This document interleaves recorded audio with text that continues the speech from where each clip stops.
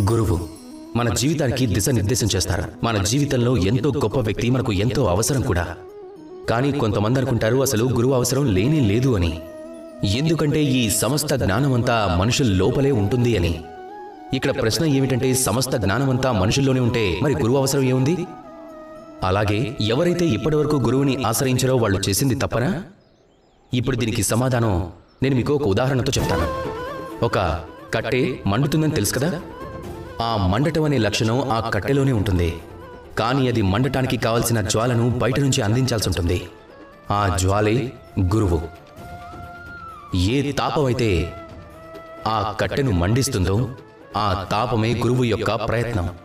ఒకవేళ గురువు అతని ప్రయత్నం కూడా దూరంగా ఉండిపోతే అప్పుడు మనుషుల్లో ఉన్న జ్ఞానమంతా పూర్తిగా వ్యర్థమైపోతుంది. ఒకవేళ మీ జీవితంలో ఒక గురువుండి మీకు మార్గం నిర్దేశిస్తే, మీలో ఉన్న జ్ఞానాన్ని వెలిగిస్తే గనుక మీరు అతన్ని గౌరవించండి.